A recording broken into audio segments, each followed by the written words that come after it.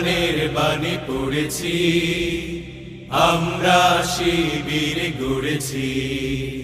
পদ্মা মেঘনা যমুনার তীরে আমরা শিবির গড়েছি।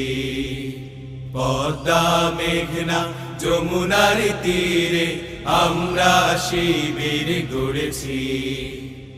আমাদেরকে হতি তুমির হয়ে জালিমের কণ্ঠ রুখবে, শরীয়তুল্লাহ ইসলামী বিপ্লব ছাত্র জনতা